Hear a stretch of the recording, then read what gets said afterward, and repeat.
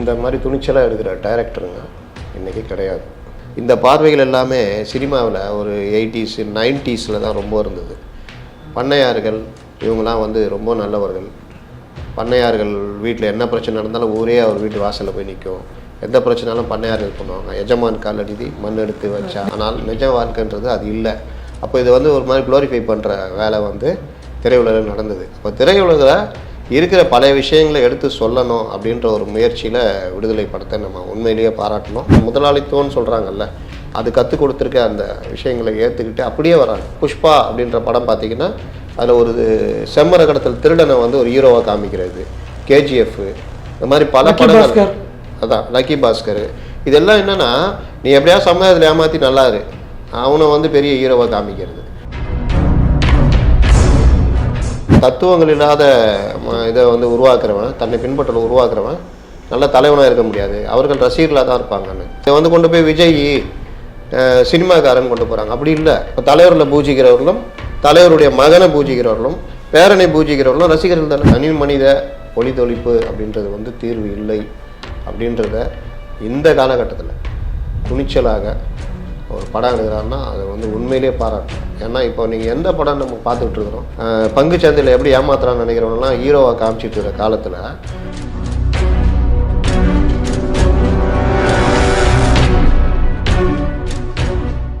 தமிழ் மண் நேயர்களுக்கு வணக்கம். என்ற நேர்காண சிறப்பு விருந்தினர் மூத்த பத்திரிகையாளர் அப்துல் முத்தலீஃப் அவர்கள்.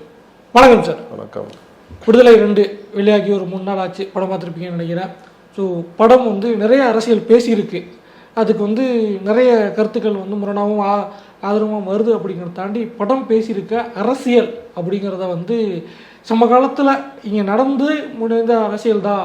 அதுக்கு பின்னாடி அந்த மனிதர்கள் உயிரோட்டத்தோடு இங்கே வாழ்ந்திருக்காங்க. கற்பனை கதைன்னு சொன்னாலும் அந்த மனிதர்கள் இங்கே உயிரோட்டத்தோடு வாழ்ந்திருக்காங்க அப்படிங்கிற ஒரு விஷயம் இருக்குது. ஸோ அந்த அரசியல் என்ன பேசுது, யார் அந்த மனிதர்களை இவங்க வந்து மறைமுகமாகவோ அல்லது சுட்டிக்காட்ட விரும்புகிறாங்க அப்படிங்கிறத. அதாவது நம்ம டைரக்டருக்கு ஒரு சின்ன குழப்பம் இருந்தது. பெருமாள் வாதியாரை பற்றி எடுத்தாரா, இல்லை இடதுசாரி அரசியல் பேசுறதை எடுத்தாரா, இல்லை தமிழ் தேசிய அரசியலா என்னன்றதில் வந்த குழப்பம்தான். காலகட்டங்கள் வந்த குழப்பம் எல்லாம் சேர்ந்து ஒரு மாதிரி எடுத்திருக்காரு. ஆனால் மொத்தமாக இன்றைக்கி அவரை பாராட்டணுன்னா இந்த மாதிரி துணிச்சலாக எடுக்கிற டைரக்டருங்க இன்றைக்கி கிடையாது. ரெண்டாவது, ஒரு சிக்கலான கதை, அதை வந்து பல்வேறு காலகட்டங்கள் பல்வேறு சம்பவங்களை சொல்லணுன்றதுக்காக எடுக்கப்பட்டதுனால அதில் கொஞ்சம் ஜம்ப் இருக்குது. ஆனாலும் அந்த துணிச்சல், படம் முழுவதும் வருகின்ற வசனங்கள், இதற்கெல்லாம் வந்து பாராட்டியே தீரணும். எல்லாத்துக்கும் மேலே எனக்கு கூட ஒரு பயம் இருந்தது. பெருமாள் வாதியார் தான் இந்த படம் சொல்லுதுன்னு எல்லாம் சொல்லும் பொழுது அவர் வாழ்க்கைக்கும் இதுக்குமே ரொம்ப வித்தியாசம் இருக்குது. படத்துக்கும் இதுக்கும் நம்ம ஆளுங்க தான் ஏதாவது ஒன்று சொல்லிகிட்டு இருப்பாங்களே, கொஞ்சம் விஷயங்கள் அவரோட பொருந்தி வருது அப்படின்னு வருது. இதில் இன்னொரு விஷயம், கவனிக்க வேண்டிய விஷயம், பெருமாள் வாதியார் கடைசி வரைக்கும் அந்த இதை தான் அழித்தொழிப்பு எம்எல் நக்சல் இயக்கத்துடைய கொள்கைகளை கடைசி வரைக்கும் கொண்டு போனார். அப்புறம் தமிழ் தேசியன் போனார்னு வச்சுக்கோங்க. இந்த படத்தில் இவங்க சொல்ல வேண்டிய நல்ல ஒரு விஷயம் என்ன சொல்கிறாங்கன்னா, பொதுவாக மார்க்சிஸ்ட்டுகளை தான் நான் சொல்லுவேன். மக்கள் ஜனநாயக புரட்சின்னு ஒரு இது, அதில் அவங்க தேசிய ஜனநாயக புரட்சி, இந்த ரெண்டுக்குமே வித்தியாசம் இருக்குது. வலது கம்யூனிஸ்ட். இதில் இடது கம்யூனிஸ்ட் சொல்கிற மார்க்சிஸ்ட் கம்யூனிஸ்ட் கட்சி மக்கள் ஜனநாயக புரட்சியில் உறுதியாக அதில் தான் பிரிகிறாங்க. அதில் இது வந்து இந்த அரசாங்கம் வந்து ஒரு இங்கே இருக்கிறது தரகு முதலாளித்துவம், அந்த சூழ்நிலை குறுக்கீடு. அந்த 2 பேரும் சொல்கிற அந்த தேசிய ஜனநாயக புரட்சி மக்கள் ஜனநாயக புரட்சிக்கு ஒரு ஷார்ட் எக்ஸ்ப்ளனேஷன் கொடுத்துட்டிங்கன்னா கொஞ்சம் பார்க்குறவங்களுக்கு அதுதான். அதாவது இந்திய கம்யூனிஸ்ட் கட்சி உருவான பொழுது இந்தியாவிற்கான புரட்சி பாதை என்ன அப்படின்றதுல பெரிய சந்தேகம்லாம் வந்துடுச்சு. அப்போ பிடி ரணதேவி அவரை வச்சு ஒரு இது எழுத சொல்கிறாங்க. அதுவும் சரியாக வரல. ஒரு 2 வருஷத்துலேயே பிரச்சனை ஆகுதுன்னொன்னே அவரை கொலை செய்யலான்ற அளவு கூட அந்த பொலிட் பியூரோ அன்றைக்கி இருந்த இளைஞர்கள் முடிவெடுத்து, அப்புறம் ஜோசப் ஸ்டாலின்கிட்ட போய் கேட்டப்போ அவர் வந்து எங்கள் சூழ்நிலைக்கு நாங்கள் வந்து என்ன இதுவோ அந்த இதுக்கு நாங்கள் போய் அந்த புரட்சின்ற கட்டத்தை அடைஞ்சோம். மாவோ வந்து அவருடைய அங்கே இருக்கிற பாணிக்கு ஏற்ற மாதிரி அவர் பண்ணார். விவசாய குழுக்களை அமைப்பது, அங்கங்கே கிராமங்களை கைப்பற்றுவது, அந்த மாவோயிஸ்ட்டுகள்னு சொல்லுவாங்க. அந்த மாவோவுடைய சிந்தனை தான் அந்த மாவோயிசம். அதில் போய் அவர் அந்த ஆட்சியை பிடிச்சார், நடைப்பயணம் அந்த மாதிரிலாம் போயின்னு. அப்போ நீங்கள் வந்து உங்களுக்கான பாதையை நீங்கள் உங்கள் நாட்டில் எப்படி இருக்கோ நிலைமை, அதை ஒட்டி தான் நீங்கள் தீர்மானிக்கணும். இதில் இடதுசாரிகளுக்கு என்னென்ன பிரச்சனை வந்ததுன்னா 42 உலக யுத்தத்தில் பிரிட்டிஷ் வந்து இது வந்து பாசிசத்துக்கு எதிரான போர், அதனால் நம்ம வந்து பிரிட்டிஷை ஆதரிக்கணுன்ற ஒரு முடிவுக்குலாம் எடுத்தாங்க. ஆனால் அது வரைக்கும் சத்தியாகிரகம் நல்லா பேசியிருந்த காந்தி இவங்கெல்லாம் குவிட் இண்டியா ஒத்துழையாமை இயக்கன்ற மாதிரிலாம் குவிட் இண்டியா மூவ்மெண்ட் அந்த இவங்களோட ஒத்துழைக்கக்கூடாதுன்ற முடிவு எடுத்தாங்க. அப்போ அது இவங்கள வந்து காங்கிரஸ், அன்றைக்கு இருந்த காங்கிரஸ் இடதுசாரிகளை பாருங்கள் வெள்ளைக்காரங்களோட ஒத்து போகிற கொள்கை எடுக்கிறாங்க அப்படின்ட்டுலாம் பேசி ரொம்ப பிரச்சாரம்லாம் பண்ணாங்க. ஆனால் நீங்கள் பார்த்தீங்கன்னா சுதந்திர போராட்ட வரலாற்றில் அதிகமான உயிர் தியாகம் செஞ்சதுன்னு பார்த்தீங்கன்னா இடதுசாரிகள் இருப்பாங்க. காங்கிரஸ்குள்ளேயே சோஷலிஸ்ட் காங்கிரஸ்னு இயங்கினவங்க தான். அதுக்கப்புறம் தான் வெளியில் வந்து கம்யூனிஸ்ட் பார்ட்டி அமைக்கிறாங்க. இது சுதந்திரத்துக்கு பிறகும் பலரும் ஜெயிலில் இருந்திருக்காங்க. மேஜர் ஜெய்பால் சிங்னு ஒருத்தர் மிலிட்ரியில் இருந்த மேஜர், அவர் தான் தெலுங்கானா போராட்டத்தில் இருந்தவர். சுதந்திரத்துக்கு பிறகு அவரை வெள்ளைக்கார கவர்மெண்ட் சட்டத்தை வச்சு அவர் ஜெயிலில் அடைச்சவெல்லாம் நடந்தது. இவன் சங்கரையா சுதந்திரத்தப்பெல்லாம் அவர் ஜெயிலில் தான் இருக்கார். அதுக்கப்புறம் என்ன வெள்ளைக்காரன் சட்டத்துக்கு நீ அரெஸ்ட் பண்ணிட்டு சுதந்திரம் கிடைக்க கூட வெளியே விடலைன்னு பெரிய பிரச்சனை ஆனோன்னா அன்றைக்கி அவர் விடுதலை பண்ணுறாங்க. இந்த மாதிரிலாம் நடந்தது இடதுசாரிகளுடைய தியாக வரலாறு. அதற்கு பிறகு இந்தியாவுக்குள்ளே அவங்க வர்க்க போராட்டத்தை கொண்டு போகும்பொழுது இங்கே இருக்கிற இந்த பண்ணை அடிமை, நிலச்சுவாந்தார்கள், நிலப்பரப்புகளுக்கு எதிரான போராட்டத்தை கடுமையாக எடுத்துகிட்டு போனாங்க. இன்றைக்கி தலித் மக்களுக்காக இதுன்னா அன்றைக்கி பெருவாரியாக விவசாயிகள் இருந்தால் தலித் மக்கள். அப்போ அந்த இயக்கம் வந்து இயற்கையாகவே அதற்கு எதிரான இயக்கமாக மாறிச்சு. ஆனால் வர்க்க போராட்டன்றது தான் அவங்களுடைய இது. கூலி உயர்வு கேட்டு போராடினது, இந்த கீழ்வெண்மணி தமிழ்நாட்டில் இந்த இதெல்லாம். அப்போது இடதுசாரிகளுடைய வர்க்க போராட்டத்தில் வந்து நடுவில் அதை வந்து சிதைக்கிற வேலையை தான் பலரும் பண்ணாங்க. அதை வந்து இந்த படத்துலேயே சுட்டி காமிப்பாங்க. வர்க்க போராட்டத்துக்கு எதிராக அந்த ஜாதி அமைப்புகளை கொண்டு வந்து பிரிக்க பார்க்குறீங்கன்னு சொல்லலாம் வரும், வசனம்லாம் வரும், அந்த பேசிலாம் அனுப்புவார் பாருங்க. அதெல்லாம் வந்து கிட்டத்தட்ட இது நீர்த்து போக செய்கிற வேலை. ஏன்னா வர்க்க ரீதியாக ஒருத்தர் ஒன்றிணைச்சிட்டாங்கன்னா அந்த இடத்துல எந்த பாகுபாடும் வராது. அப்போ அவன் வந்து தோழர்னு தான் ஆயிடுவான். அவனுடைய பிரச்சனையை தான் பேசுவான். பொருளாதார விடுதலை தான் அனைத்துக்குமான விடுதலை அப்படின்றது வந்து இடதுசாரிகளுடைய முக்கியமான இது. இப்போ பெண் விடுதலையே பார்த்தீங்கன்னா நீங்கள் ஒரு பேச்சிலேயோ எழுத்துலையோ இல்லை ஜாதி இதுலேயோ பார்த்தீங்கன்னா நடக்கவே வாய்ப்பு இல்லை. ஏன்னா பல ஜாதி அமைப்பு எல்லாத்துலேயுமே பெண்ணடிமைத்தனன்றது பெருசாக இருக்கும். அப்போ உங்களுக்கு பொருளாதார விடுதலைன்னா உங்களுக்கு எல்லாமே இதாகும். இன்றைக்கி பாருங்கள், ஒரு காலத்தில் ஒருத்தனை விரும்புனா அவன் புறக்கணிச்சிட்டா ஐயோ அத்தா நான் எங்கே போவேன் இப்படி தான் இருக்கும். இன்றைக்கி அதெல்லாம் கிடையாது. இன்றைக்கி வந்து அவங்க சுயகாலில் நிற்கிற அளவுக்கு வந்துட்டாங்க. இன்றைக்கி அவங்க வாழ்க்கையை அவங்க தீர்மானிக்கிறாங்க. நீ போனால் போகிறார் அப்படின்ட்டு போகிற லெவலுக்கு வந்துட்டாங்க. தனியாக வாழ்கிற அளவு கூட பெண்கள் தைரியமாக அனைத்து துறையிலும் வராங்க. அப்போ இதுக்கு காரணமாக அமைஞ்சதுன்னா அது பொருளாதார விடுதலை தான். அது எந்த வகைனாலும், ஒன்று முதலாளித்த வகைனாலும் குளோபலைசேஷன் ஆச்சு, அடுத்தடுத்த மாற்றங்கள் வந்துச்சு, பெண்களுக்கு கல்விக்கு முக்கியத்துவம், அதாவது ஜனநாயகத்துலேயும் உயர்ந்தபட்ச ஜனநாயகம்னு ஒன்று இருக்குது. இப்போ நீங்கள் பார்த்தீங்கன்னா இப்போ இங்கிலாந்து மற்ற நாடுகள் சோசியலிஸ்ட் கண்ட்ரிஸாக இல்லாட்டினாலும் அங்கே ஒரு உயர்ந்தபட்ச ஒரு இது வாய்ப்பு இருக்குது. அது மாதிரி இந்தியாவிலையும் அடுத்தடுத்த வளர்ச்சிகள் இதெல்லாம் வரும்பொழுது இந்த மாதிரி விஷயங்கள் அப்போ பொருளாதார ரீதியாக பெண்கள் முன்னேறும் பொழுது இதை தான் மார்க்சிஸ்ட் பார்ட்டி எல்லாருமே சொல்கிறாங்க. இந்த விடுதலை தான் உங்களை அடுத்த கட்டத்துக்கு நகர்த்தும். ஜாதி இதுவும் அப்படி தான். நீ நகரத்தில் போய் ஒரு ஹோட்டலில் போய் உக்காந்துக்கிட்டு தீண்டாமை பண்ண முடியுமா? கிராமத்தில் பண்ண முடியுதுன்னா என்ன காரணம்? அவனை நம்பி இருக்கிறான், அதனால் நீ பண்ணனா உன் குடும்பத்தையே நாசம் பண்ணுவோம், உன் ஊருக்குள்ளே இருக்க விட மாட்டோம், ஊரை விட்டு ஒதுக்கி வைப்போம், கொளுத்திடுவோம். இதெல்லாம் நகரத்தில் நடக்குமா? அப்போ இதுக்கு எல்லாம் அடிப்படை பாருங்கள், ரொம்ப சிம்பிள். பொருளாதார ரீதியாக நீங்கள் அடுத்த கட்டத்துக்கு நகர்ந்தீங்கன்னா உங்களை ஒன்றும் பண்ண முடியாது. அதுக்கு உதவுறது தான் கல்வி, இடஒதுக்கீடு, வேலைவாய்ப்பு, இதெல்லாம். இதுதான் ரொம்ப சிம்பிளான விஷயம். கொஞ்சம் வெளியே போயிட்டேன், உள்ளே வர்றேன். 64 அதாவது சுதந்திரத்துக்கு பிறகு சோவியத் யூனியனோட இந்தியா ஒரு உறவு எடுக்குது. அப்படி எடுக்கும் பொழுது இந்திய கம்யூனிஸ்ட் கட்சிக்குள்ளேயும் அதோடைய பாதிப்பு வருது. எப்படி வருதுன்னா சோவியத் யூனியனுடைய தாக்கம் இந்தியாவுக்குள்ளே இருக்குது, இந்த கம்யூனிஸ்ட் கட்சிக்குள்ளே இருக்குது. அப்போ அவங்க என்ன பண்ணுறாங்க, இந்தியா சோவியத் யூனியனோட உறவாக இருக்கிறோன்னா இந்திய அரசே இங்கே சில சீர்திருத்தங்கள்லாம் கொண்டு வராங்க. நில சீர்திருத்த சட்டம், வங்கிகள் தேசியமயமாக்குறது, இன்சூரன்ஸ் தேசியம். அப்போ வந்து இவங்க என்ன சொல்கிறாங்க, இது வந்து சோசியலிசத்தை நோக்கி இந்தியா நகருது, ஏகாதிபத்தியன்றதெல்லாம் இல்லை, இங்கே இருக்கிறது தரக முதலாளித்துவம் அப்படின்ற மாதிரிலாம் பண்ணும்பொழுது மார்க்சிஸ்ட் கட்சி பார்க்குறதுல அவங்களாம் கொஞ்சம் எதிர்க்கிறாங்க. இல்லை, இங்கே இருக்கிறது முதலாளித்துவம் தான், இதை நம்ம எதிர்த்தாகணும், இதற்கான போராட்டங்கள் கொண்டு போகணுன்னு. இந்த மாறுபாடு வந்துக்கிட்டே இருக்கும்போது தான் சீன யுத்தம்லாம் வருது. சீன யுத்தம் வரும்பொழுது சைனாவும் அதுக்குள்ளே ஒரு ஆதிக்கத்தை செலுத்துது, இங்கே இருக்கிற கம்யூனிஸ்ட் கட்சிக்குள்ளே ஒரு ஆதிக்கத்தை செலுத்துது. சீன யுத்தத்தில் மார்க்சிஸ்டுகள் என்ன சொல்கிறாங்கன்னா சைனா வந்து நம்ம பேசி தீர்த்துக்கலாம் அந்த பிரச்சனையை, யுத்தம்னு போனோன்னா இழப்புன்றாங்க. அப்போது வலது கம்யூனிஸ்ட் கட்சி, அதாவது கம்யூனிஸ்ட் கட்சியில் இருக்கிற வலதுசாரிகள், வலது கம்யூனிஸ்டுகள் வந்து அந்த குரூப்புக்குள்ளே இவங்களுக்கு எதிரான ஒரு இதையும் கிளப்பி விட்றாங்க, சீனாவுக்கு ஆதரவாக போகிறாங்கன்னு. அப்போ கட்சிக்குள்ளேயே பலரும் கைது செய்யப்பட்டாங்க. 63லலாம் ராமமூர்த்திலாம் தலைமறைவு இருப்பார், அவரை வர வச்சு கைது பண்ண வைப்பாங்க. கட்சி கட்டளையிடும் வாங்க சென்னைக்குன்னு, வந்தவொடனே அரெஸ்ட் பண்ணுவாங்க. இதெல்லாம் நடந்தது. அப்போது இந்த பிளவு வந்து 64 வெடிக்குது, பிளவாயிடுது. அதில் இதான் அவங்க வந்து தேசிய ஜனநாயக புரட்சி அவங்களுடைய பாதை. இவங்க இல்லை மக்கள் ஜனநாயக புரட்சின்றா. மக்கள் ஜனநாயக புரட்சினா இந்த படத்தில் சொல்லுவார் பாருங்க, ஆயுதங்கள் வந்து நம்ம ஏந்தக்கூடாது, எது ஆயுதம்னு தீர்மானித்து மக்கள் தான் ஏந்தணுன்றது. அதுதான். அப்படி என்ன அர்த்தம்னா, ஒவ்வொரு பிரிவுக்குள்ளும் ஏதோ பிரச்சனைகள் இருக்கும். மாணவர்கள்னா மாணவர்களுக்கான பிரச்சனை, இளைஞர்கள்னா இளைஞர்களுக்கான பிரச்சனை, மகளிர்னா மகளிருக்கான பிரச்சனை, விவசாயிகள்னா விவசாயிகளுக்கான பிரச்சனை, தொழிலாளர் அந்த மாதிரி ஜனநாயக ரீதியாக அமைப்புகள் மூலமாக அவர்களுடைய பிரச்சனைகளை வைத்து ஒன்று திரட்டணும். அதை வந்து ஒருங்கிணைக்கிற இதுவாக கட்சி இருக்கணும். இதன் மூலியமாக ஒரு நாலேஜ் இம்ப்ரூவ் பண்ணுறது, அதுக்கு பிறகு அதை நோக்கி ஆட்சி மாற்றத்தை நோக்கி நகர்த்துறது.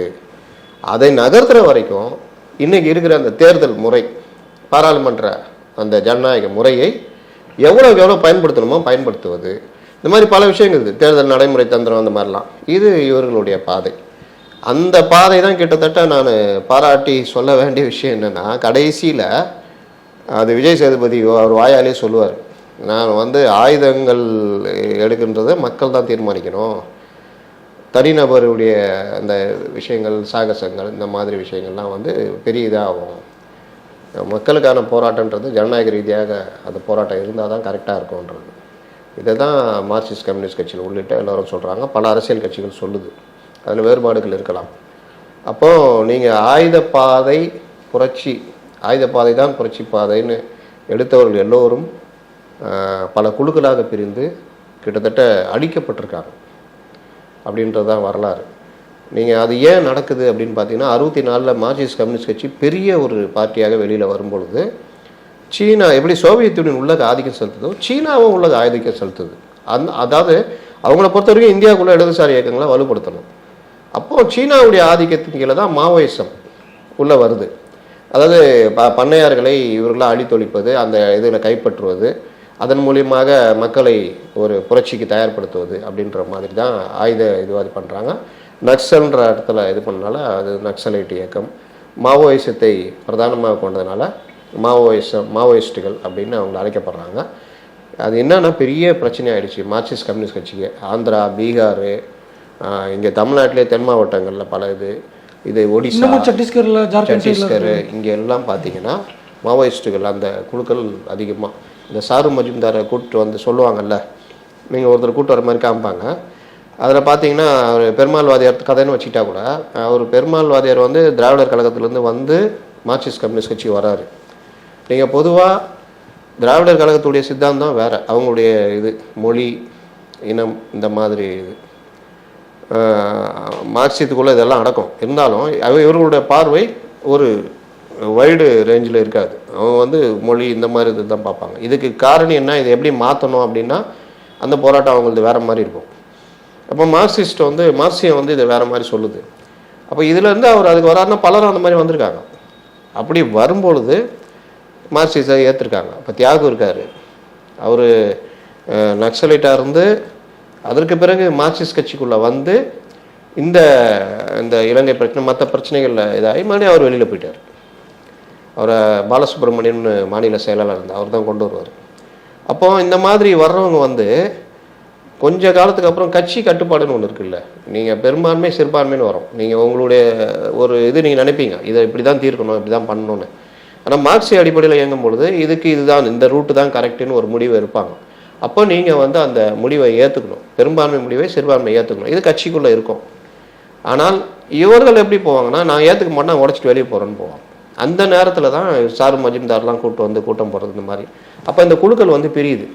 83லேயும் ஒரு பிரிவு, ஒரு பெரிய இது பாதிப்பு வெளியில் வந்துச்சு. இவரெல்லாம் அதில் தான் வெளியில் போனார்னு நினைக்கிறேன், தியாகுலாம். அந்த இலங்கை பிரச்சனையில் எப்படி கையாளுறது அப்படின்னா, அப்போ மார்க்சிஸ்டுகள் வந்து அவங்க ஒரு ரூட் வைக்கும்போது அது கட்சிக்குள்ளே இருக்கிற கொஞ்சம் பேர் அதில் போனாங்க. அப்போ ஒரு கொள்கையை நீங்கள் பெருசாக கொண்டு வரும் பொழுது அப்பப்போ ஒவ்வொருத்தருக்கும் ஒவ்வொரு இது தோணும், அதுதான் கரெக்டுன்னு தோணும். அது இல்லை அப்படி பெரும்பான்மைனா அந்த கொள்கையை நீங்கள் வச்சுக்கலாம், கட்சியில் தொடரலாம். ஆனால் இல்லை நாங்கள் உடச்சிட்டு போகிறோன்னு போகும்போது அந்த மாதிரி பிரிஞ்சவங்க தான் அதுக்கு ஆதிக்கம் வந்து சீனாவுடைய ஆதிக்கம் சொல்லலாம். 68 பிரிகிறாங்க, குழுக்களாக மாறுறாங்க. ஆரம்பத்தில் மிகப்பெரிய அளவில் இருந்தவங்க 70 71க்கு அப்புறம்லாம் பெரிய அளவில் அங்கங்கே இப்போ தமிழ்நாட்டிலலாம் பெரிய அளவுக்கு நக்சலைட்டுகள் கொல்லப்பட்டதெல்லாம் நடந்தது. அப்படியே 70 80 90 இப்போலாம் பார்த்தீங்கன்னா மிகப்பெரிய அளவில் ஒன்றும் இல்லாத அளவுக்கு கிட்டத்தட்ட ஆகிட்டாங்க. அந்த சைடு இருக்காங்க, மேற்கு மாநிலங்களில் இருக்கிறாங்க. இங்கெல்லாம் கிட்டத்தட்ட நம்ம இதிலலாம் கிட்டத்தட்ட முடிச்சிட்டாங்க அந்த அளவுக்கு. இதில் வந்து விஜய் சேதுபதியோட ஃபர்ஸ்ட் பார்ட்டில் வந்து விஜய் சேதுபதி அரஸ்டோட முடியுது. அந்த வரலாறு அப்படின்னு திரும்பி போகும்போது அதில் வந்து கே தோழர் அப்படின்னு ஒருத்தரை காமிக்கிறாங்க. அது வந்து கீழ்த்தஞ்சை பகுதியில் நடந்த விவசாய போராட்டத்தை மையப்படுத்தின ஒரு கதையாக இருக்குது. பட் ஆனால் அந்த காலகட்டம் நீங்கள் சொன்ன மாதிரி அது ஒன்றா ஒரு படத்தில் கொடுக்கறதுக்கான காலகட்டம் வேறையாக இருந்தாலும் அந்த வரலாறு இருக்குல்ல, அந்த கீழ்த்தஞ்சையில் விவசாயிகளுடைய போராட்டம் இன்னைக்கு வரைக்கும் வந்து அங்கே இடதுசாரி இயக்கங்கள் கொஞ்சம் வலுவாகவே இருந்துக்கிட்டு இருக்கு அப்படிங்கிறது பார்க்க முடியும். அந்த போராட்டம் எப்படியானதாக இருந்துச்சு, அதை எப்படி அந்த இயக்கங்கள் வந்து அங்கே களத்தில் இருந்த இயக்கங்கள் அதாவது சுதந்திர போராட்டம் நடக்கும் பொழுது எல்லாருமே பிரிட்டிஷ் கவர்மெண்ட்டை எதிர்த்து போராடினாங்க. நாம் வெள்ளையனை துரத்தி விட்டோம், ஆனால் கொள்ளையர்களை நாம் துரத்த முடியலன்னு பலரும் சொல்லுவாங்க. நீங்கள் சுதந்திரம் அடைந்து நாட்டுக்கு சுதந்திரம் கிடைச்ச பிறகு உண்மையான சுதந்திரம் கிடைச்சதான்னு பார்த்தா கிடைக்கல. நாடு நிலச்சுவந்தார் கையிலையும் ஜமீன்தார்கள் கையிலையும் ஆதிக்கம் இருக்கிறவங்க கையிலையும் தான் இருந்தது. உண்மையான தொழிலாளிகள் விவசாயிகள் அடிமைப்பட்டு கிடந்தாங்க. அவர்களை அடிமைப்படுத்துகின்ற முக்கிய காரணியாக விளங்குனது ஜாதிய கட்டமைப்பு.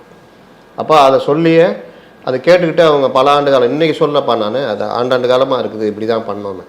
அதில் உச்சபட்ச ஆதிக்கம் என்னென்னா இந்த பண்ணை அடிமைகளை வந்து அதாவது ஒரு பெரிய ஏரியா இருக்கும், அந்த ஊரில் 1000 ஏக்கர் 2000 ஏக்கர் 500 ஏக்கர் 1000 ஏக்கர் இருக்கிற ஏரியாவுக்கு அந்த நிலச்சுவந்தர் இருப்பார்.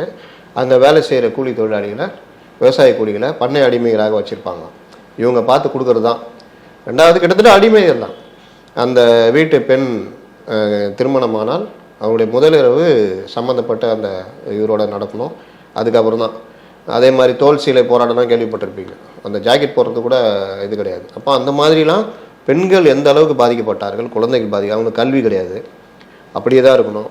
அப்புறம் குலத்தொழில், இந்த மாதிரி பல விஷயங்கள் வந்து நடந்தது. இதெல்லாம் எதிர்த்து இதோட முடிஞ்சிச்சு சுதந்திரம் கிடச்சிச்சின்னு நினைக்கிற டைமில் தான் இதை வந்து இல்லை இதெல்லாம் எதிர்த்து போராடணும்னா திராவிடர் கழகம் தனியாக இந்த மாதிரி அந்த மூடப்பழக்கங்கள் இப்படி அடிமைப்படுத்துகிறாங்கன்னா அதுக்கு காரணமாக இருக்கிற இந்த இதை நாங்கள் வெறுக்கிறோன்னு பெரியார் ஒரு பக்கம் அந்த இதை கொண்டு போனார். இடதுசாரிகள் வர்க்க போராட்டம் அப்படின்னு இறங்கும் பொழுது தொழிலாளி வர்க்கம் விவசாயிகள் அப்படின்னு விவசாய இயக்கங்கள்லாம் இப்போ இந்த படத்தில் காமிக்கிறது அப்படியே ஜம்ப் ஆகுது சீனு. ஆனால் அதெல்லாம் எடுத்தால் வேறு லெவலில் இருக்கும். அவ்வளோ கொடுமைகள். சாட்டை அடி சாணிப்பால்னு சொல்கிறாங்கல்ல, அந்த சாட்டை அடிக்கும் போது பிச்சுக்கிட்டு வரும் பாருங்கள். அந்த படத்தில் ஒரு சீன் காமிப்பாங்க.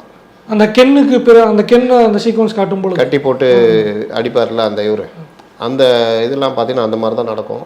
ரெண்டாவது சாணிப்பாலும் சாணியை கரைச்சி ஊற்றுறது, அப்புறம் கொடுமைகள் நீங்கள் நினச்சே பார்க்க முடியாது, கொலை பண்ணுறது எல்லாமே. அப்போ இது எல்லாம் எதிர்த்து பெரிய இயக்கம் கண்டது இடதுசாரிகள், குறிப்பாக மார்க்சிஸ்ட் கம்யூனிஸ்ட் கட்சியுடைய அந்த அந்த அன்றைக்கி இருந்த பொதுவுடைமை கட்சி, அதுக்கப்புறம் மார்க்சிஸ்ட் கட்சி, தீகா, இவங்கெல்லாம் அந்த தஞ்சை இதிலெல்லாம் பார்த்தீங்கன்னா பெரிய அளவில் நீங்கள் மூப்பனாரை எப்படி வெறுப்பாங்க தெரியுமா? ஜிகே மூப்பனார் அப்படி கட்சிக்குள்ளே ஒரு 80s 90s வரைக்கும். அதுக்கப்புறம் அவர் இங்கே இந்த திமுக கூட்டணி இதெல்லாம் வந்தபோது அந்த பார்வையெல்லாம் மாறுதுன்னு வச்சிங்களேன். ஏன்னா அங்கே வாண்டையார் மூப்பனார்லாம் அந்த மாதிரி கடுமையாக ஒரு எதிர்ப்பு சூழ்நிலை இருந்தது. அப்போது இதை கட்டினது வந்து ஸ்ரீனிவாச ராவ்னு சொல்லிட்டு ஒரு தோழர், கர்நாடகாவிலேருந்து கட்சி இங்கே பணிக்குது, இங்கே வந்து ஒர்க் பண்ணுறாரு. அந்த விவசாய இயக்கம் வந்து வேறு அந்த உரிமைகளை மீட்டு கொடுத்ததுலாம் அந்த டைமில் நடந்தது தான். அந்த கீழ்வெண்மணி 68 அண்ணாதுரை பதவியேற்ற ஒரு ஆண்டில் நடந்தது. கீழ்வெண்மணிக்கு முன்னாடியே வந்து இன்னொரு குறுக்கீடு, அந்த கர்நாடகாவிலேருந்து இங்கே வந்து வேலை பார்த்தார், கட்சி பணிக்குதுன்னு சொன்னீங்கல்ல, அந்த ப்ராசஸ் இருக்குல்ல, அது வந்து மற்ற கட்சியில் இருக்குமா அப்படின்னு தெரியல. மற்ற கட்சியில் இப்போ தேர்தல் முறைக்கான அந்த ப்ராசஸாக மட்டும் இருக்குது. அது இடதுசாரி இயக்கங்களில் அது என்னவா இருந்துச்சு? நீங்கள் அதுக்கு நான் சிறந்த உதாரணம் சொல்லணும்னா ரொம்ப, அதாவது கட்சி வந்து சொல்லிடும் நீங்கள் இந்த ஏரியாவில் போய் ஒர்க் பண்ணணும்னா கிட்டத்தட்ட ட்ரான்ஸ்ஃபர் மாதிரி, அதுக்கப்புறம் அவங்க வாழ்க்கையே அங்கே போயிடும். இதில் நீங்கள் இந்தியாவில் கம்யூனிஸ்ட் இயக்கத்தை இது பண்ணுறதுக்காக தென்னகத்தில் தென் மாநிலங்களில் கம்யூனிஸ்ட் இயக்கத்தை கட்டுறதுக்கு ஒரு மனிதர் அனுப்பிச்சி வச்சாங்க. அவர் பேர் அமீர். ஆனால் அவர் இது வந்து சங்கர்ன்ற பேரில் இங்கே வந்து கட்டினார். அவர் தான் இஎம்எஸ் நம்பூதிரி பாட்டு, சுந்தரையா, இன்னும் பலரை வந்து கட்சிக்குள்ளே கொண்டு வந்தார். சுந்தரையாலாம் இது ஆந்திரா, அந்த இது தெலுங்கானா, இந்த இது தமிழ்நாட்டுடைய தலைவர். அவரும் ஒரு கருத்து வேறுபாட்டில் பொதுச்செயலாளர் பதவியை ரிசைன் பண்ணார். புரட்சி பாதையை எப்படி கொண்டு போகணுன்ற 75ல். இஎம்எஸ் நம்பூதிரி பாட்டு கேரளா முதலமைச்சராக இருந்தார். இன்னும் பலரை வந்து அந்த மாதிரி கொண்டு வந்திருக்காங்க. அந்த அமீர் ஹைதர் கான் வந்து தமிழே தெரியாது. அவர் ஒரு பழைய பாகிஸ்தானை சேர்ந்தவர். இங்கே வந்து கட்சி கட்டுறதுக்கு வராரு. அப்போ அவருடைய வாழ்க்கை எப்படி இருக்கும் யோசிச்சு பாருங்கள். அந்த காலத்தில் போலீஸ்கள், பிரிட்டிஷ் போலீஸு மற்றவங்களாம் வந்து இந்த மாதிரி தெரிஞ்சாலே அரெஸ்ட் பண்ணி பெரிய அளவில் பிரச்சனை பண்ணுவாங்க. அதேமாரி தலைமுறை வாழ்க்கை வாழ்ந்துக்கிட்டு இவங்களை சந்திச்சு இது ஆரம்பத்தில் இவங்களாம் ஒத்துக்க மாட்டாங்க. இஎம்எஸ் சுந்தரையெல்லாம் திட்டி அனுப்பிச்சிடுவாங்க. தொடர்ந்து முயற்சி எடுத்து அதுக்கப்புறம் இது அதே மாதிரி பல தோழர்களை அங்கங்கே அனுப்பிச்சிருக்காங்க. அந்த மாதிரி வந்தவர் தான் சீனிவாச ராவ், கர்நாடகத்தை சேர்ந்தவர். அவர் இங்கே வந்து விவசாய இயக்கத்தில் பெரிய அளவில் ஒர்க் பண்ணுறாரு. அப்போ அந்த விவசாய இயக்கம் வந்து நீங்கள் பார்த்தீங்கன்னா பெரிய அளவில் விவசாயிகளுக்கு உரிமைகளை, அவங்களுக்கான உரிமைகள் என்னன்றதை இது பண்ணி ஒரு பெரிய மாற்றத்தை கொண்டு வராங்க. அந்த சாட்டை அடி சாணிப்பாடுறதெல்லாம் இன்றைக்கி பலர் பேசிக்கலாம், நாங்கள் தான் இந்த மக்களுக்காக இருக்கிறோம். ஆனால் கம்யூனிஸ்ட் இயக்கம் தான் அடிப்படையில் இந்த உரிமைகளை பெற்று தந்தது. இதில் ஒரு மாற்றத்தை கொண்டு வந்தது. நிலச்சீர்திருத்தத்தை அமல்படுத்த போராடினாங்கன்னு. ஆனால் இன்றைக்கி நிலச்சீர்திருத்தம் இருக்கான்னா இன்றைக்கி இல்லை. ஏன்னா குறிப்பிட்ட ஸ்டாண்டர்ட் ஏக்கர்ஸ் தான் நிலம் இருக்கணும்னு இது. ஆனால் இன்றைக்கி அது இல்லை. கம்யூனிஸ்ட் இயக்கமாக அந்த அளவுக்கு ஒரு ஸ்ட்ராங் மூமெண்ட்டாக இன்றைக்கி ஓரளவுக்கு அப்படியே ஒரு மாதிரி இருக்கிறாங்க. அதுக்கப்புறம் இவரெலாம் வந்தார், இந்த நாயுடு, அவர் உழவர் சங்க, இவர் எம்ஜிஆர் பீரியடில் இருந்தார். அந்த இவங்களாம் வந்தாங்க. அது அப்படியே இருக்குது, விவசாய இயக்கங்கள் இருக்குது. ஆனால் அன்றைக்கி இருந்த கொடுமையான காலகட்டத்தில் சங்கம் கட்டுறதெல்லாம் சாதாரண விஷயம் இல்லை. அந்த பிரச்சனைகளை ஒட்டி தான் வந்து இன்றைக்கும் வந்து தமிழக அரசியலில் அதிகமாக உச்சரிக்கப்படக்கூடிய ஒரு விஷயம் வந்து பேர் அப்படின்னா கீழ்வெண்மணி. அந்த சம்பவம் வந்து பல நேரங்களில் வந்து அது வந்து பேசப்படும். கீழ்வெண்மணி அப்படிங்கும் பொழுது அதை வந்து திராவிட இயக்கங்கள் மேலே ஒரு பழி சொல்லாகவும் சொல்ல பயன்படுத்தப்படுது. இந்த பக்கம் இடதுசாரிகள் அதை வந்து இது பண்ணுறாங்க. உண்மையில் அந்த இடத்துல என்ன நடந்துச்சு சொல்லு. அது விவசாய கூலிகள் வந்து இது நெல், அவங்களுக்கு படி நெல் வந்து இது கொடுப்பாங்க. விவசாய கூலி வந்து நெல்லாம் கொடுப்பாங்க. அது கொஞ்சம் உயர்த்தி கேட்டதுக்காக அந்த ஏற்கனவே அங்கே கம்யூனிஸ்ட் இயக்கம் இருக்குது. அந்த கோபத்தில் ஒரு குடிசையில் வச்சு கிட்டத்தட்ட ஒரு 40 பேர் கீழ்வெண்மணியில் கொளுத்தப்பட்டாங்க 68 அண்ணாதுரை ஆட்சிக்கு வந்த பிறகு. அப்போ நீங்கள் அந்த சாதிய ஆதிக்கம், அந்த நிலச்சொந்தாருடைய இது, அந்த பண்ணை அடிமைத்தனம்லாம் எப்படி இருந்ததுன்னு பார்த்துங்க 68 வரை கூட. அப்போது அது வந்து அண்ணாதுரெல்லாம் போய் கதறி அழுதார். அது நடவடிக்கை எடுக்கிறாங்க. அந்த இவர் அரெஸ்ட் ஆனார், அந்த காங்கிரஸ் பிரமுகர். அதற்கு பிறகு அவர் வெளியில் வந்த பிறகு கொஞ்சம் நல்ல ஒரு படுகொலை செய்யப்பட்டார். அப்போ அந்த மாதிரி என்றைக்கும் அந்த கீழ்வெண்மணி வந்து விவசாய மக்களுக்கான ஒரு நினைவு சின்னமாக, போராட்டத்துடைய தியாகிகளுடைய நினைவு சின்னமாக மார்க்சிஸ்ட் கட்சியால் பராமரிக்கப்படுது. அதை கூட வேறு மாதிரி மாற்றலாம் ட்ரை பண்ணாங்க. நம்ம மார்க்சிஸ்ட்டுகள் அதில் உறுதியாக இருந்துட்டாங்க. இது ஒரு வர்க்க போராட்டத்துடைய நினைவு சின்னம், விவசாய கூலிகளை எப்படி கொலை செஞ்சாங்க அப்படின்றதுக்கான ஒரு இது. இந்த பார்வை எல்லாமே நீங்கள் சினிமாவில் பார்த்தீங்கன்னா, நான் மறுபடியும் கொண்டு வந்து விடுதலையோட இணைக்கிறேன். இந்த பார்வைகள் எல்லாமே சினிமாவில் ஒரு 80s 90s தான் ரொம்ப இருந்தது. பண்ணையார்கள் இவங்களாம் வந்து ரொம்ப நல்லவர்கள். பண்ணையார்கள் வீட்டில் என்ன பிரச்சனை நடந்தாலும் ஊரே அவர் வீட்டு வாசலில் போய் நிற்கும். எந்த பிரச்சனாலும் பண்ணையார் இது பண்ணுவாங்க. எஜமான் காலடி மண் எடுத்து வச்சா. நீங்கள் சொல்கிற அந்த டைம் பீரியடில் வந்து பண்ணையாராக நடிக்காத நடிகர்களே எஜமான் ரஜினி, தேவன் மகன் கமலஹாசன், சின்னகுன்ற விஜயகாந்த், சரத்குமார் நாட்டாம எல்லாருமே நடித்தாங்க. அந்த டைரக்டர்கள் ஒரு வகையான கதை அம்சத்தை உருவாக்கி ரொம்ப சிம்பிளிஃபை பண்ணாங்க. அதான் ஒன்றுமே இல்லை. அவர்கள்லாம் நல்லவர்கள். அவர் வீட்டில் காதல் இருக்கும், அந்த காதலுக்கு வேலைக்காரங்களாம் உதவுவாங்க. இப்படி முத்து படம்லாம் கூட வரம்பாருங்க. இந்த மாதிரி எல்லாமே. ஆனால் நிஜ வாழ்க்கைன்றது அது இல்லை. அப்போ இது வந்து ஒரு மாதிரி க்ளோரிஃபை பண்ணுற வேலை வந்து திரையுலகில் நடந்தது. அப்போ திரையுலகில் இருக்கிற பழைய விஷயங்களை எடுத்து சொல்லணும் அப்படின்ற ஒரு முயற்சியில் விடுதலை படத்தை நம்ம உண்மையிலேயே பாராட்டணும். ஏன்னா அது நீங்கள் பார்த்துட்டு வெளியே வரும்போது ஒரு மாதிரி கனத்த இதயம் இதில். அதில் ஒரு நல்ல குறிப்பிட்டு சொல்ல வேண்டிய விஷயம் என்னென்னா, காவல்துறையுடைய எண்ணம் இருக்குல்ல, அவன் யார் வர்றா, காவல்துறையில் யார் வர்றா, சாதாரண இதுலேருந்து தான் வர்றான். ஆனால் காவல்துறையில் வந்த பிறகு அவங்களுக்கு எப்படி பயிற்சி கொடுக்கப்படும்னா, நீ பண்ணணும், சொன்னால் செய்யணும் அப்படின்னு அரசுக்கு எதிராக இருக்கிறாங்க. அதில் ஒரு வசனம் வர பாருங்க, என்னடா நீ இவ்வளோ யோசிக்கிறீங்க, அவன் அரசாங்கத்துக்கு எதிரான எதிரிடா அப்படின்ற மாதிரி. அப்போ இன்னொரு எல்லாருக்கும் இருக்கும். அந்த கூட இருக்கவங்கள்ட்ட ஒரு கதை பேசும்போது அதில் ஒருத்தர் சொல்லுவார், எங்கள் அப்பா வந்து அடிபட்டுட்டாரு, நாங்களும் போராட்டம் பண்ணோம், எங்கள் அப்பா அடிபட்டுட்டாரு, நிலத்தை கொடுத்துட்டோம், வேலை கிடைக்கல, பணமும் கிடைக்கல அப்படின்னு. ஆனால் அவனும் போலீஸ்காரனாக இருக்கான், அதே வேலையை இங்கே செய்ய வந்திருக்கான். ஆமாம், அந்த இல்லை பலரும் வந்திருக்காங்க. இதில் என்ன பிரச்சனைனா, போலீஸ்னு வந்தால் பிறகு அவங்க மனப்பான்மை மாறிவிடும். அவங்களுடைய பார்வைகள் எல்லாமே மாறிடும். அப்போ அந்த இதில் வந்து இதெல்லாம் சினிமா தான். பெருசாக வந்து அதிகாரிகள் போலீஸாரர்கள் இருப்பாங்க, அது ரொம்ப மைனாரிட்டி. பெரும்பாலும் அந்த எஸ்ஐ ஒருத்தர் சுட்டு கொள்வார், அந்த மாதிரி தான் இருப்பாங்க. அவரே கூட என்ன சொல்கிறாரு, அவன் வந்து அரசாங்கத்தை எதிர்த்தவன், நீங்கள் என்னடா இறக்கப்படுறீங்கன்னு. அரசாங்கத்தை எதிர்த்தவன் தானே, சட்ட பிரகாரம் கைது பண்ணியில் நீ சிறையில் அடைக்கணும், சுட்டு தள்ளுறது. அதுதான் அவங்க கேட்குறாங்க, நீங்கள் எப்படிங்க ஷார்ட் ரேஞ்சில் சுடுவீங்க, நீங்கள் ஒரு சரணடைஞ்சவரை எப்படி சுடுவீங்கன்னு. இப்போ விட்டா அந்த அதிகாரி பேர் வாங்கி போயிடுவான், நான் பிடிச்சி கொடுத்தேன்னா அதுதான் நான் பண்ணேன் அப்படின்னு இவர் சொல்லுவார். கிட்டத்தட்ட இதுதான். இதில் இன்னொரு விஷயம், நான் பொதுவாக திரைப்படங்களில் சமீப காலமாக நம்ம சொன்னோம்ல, இந்த பண்ணை அடிமைத்தனம் இதெல்லாம் வந்து எவ்வளோ கொடூரமானதுன்ற படத்தில் காமிக்கிறாங்க. அது 100% அதோட அதிகமாக நடந்திருக்கு. நீங்கள் இப்போ அந்த ஒரு பையன் சண்டை போடுவானே, கருணாஸ் பையன் நடிச்சிருப்பாங்க, அந்த மாதிரி எதிர்த்து சண்டை போட்டதெல்லாம் ரொம்ப கம்மி. நீங்கள் அடி வாங்கினாங்க பார்த்தீங்களா, அதுதான் அதிகம். அதுதான் 98%னா எதிர்த்தவங்க 2% கூட இருக்க மாட்டாங்க, அழித்தொழிச்சிடுவாங்க. அந்த அழித்தொழிப்புன்றாங்களா, அங்கே தான் அது நடந்தது. அந்த அளவுக்கு கஷ்டமான இது. ஆனால் இப்போது இந்த எவ்வளோ கொடுமை இப்போ எப்படி காமிக்கிறாங்க, இந்த என்கவுண்டர் அதெல்லாம் அந்த படத்தில் எவ்வளோ கொடுமையாக காமிக்கிறாங்க. ஆனால் பொதுவாக சமீப காலமாக வரக்கூடிய படங்கள் எல்லாமே போலீஸ் துறை அப்படின்னா இது இவர்களுடைய அறியாமை ப்ளஸ்ஸு இந்த என்கவுண்டரை க்ளோரிஃபை பண்ணுறது, அதை வந்து பெரிய பூஜிக்கிற விஷயமாக மாற்றுறது. எப்படின்னா அதிகாரி வருவார், டக்குன்னு ரவுடி சுட்டு கொண்டுருவார். இதில் கொஞ்சம் மாறுபட்டு வந்த படம்னா நான் வேட்டையை சொல்லுவேன், என்கவுண்டர் இதுன்னு விசாரணை சொல்லுவேன். அப்போ அதுவும் அங்கேயும் வெற்றிமாறன் நிற்கிறாரு. என்கவுண்டரை ஆதரித்து படங்கள் அதிகமாக வருது. அதாவது என்கவுண்டர் பண்ணுற அதிகாரிகள் நல்லா இருக்கிறாங்க, என்கவுண்டர் பண்ணால் பெரிய மரியாதை இருக்குது, என்கவுண்டர் பண்ணால் ஒன்றுமே கிடையாது, என்கவுண்டர் தான் தீர்வு. இப்படி என்கவுண்டரை க்ளோரிஃபை பண்ணுற வேலைகள் சமீப படங்களில் வருது. என்ன காரணம்னா அதிகமாக படிக்கிறது இல்லை, சமுதாயத்தோடு இணைச்சி படம் எடுக்கிறது இல்லை. நீங்கள் அவங்க வளர்ந்த விதத்தில் அவங்களுக்கு தெரிஞ்ச விஷயங்கள், இந்த முதலாளித்துவம்னு சொல்கிறாங்கல்ல, அது கற்றுக் கொடுத்துருக்க அந்த விஷயங்களை ஏற்றுக்கிட்டு அப்படியே வராங்க.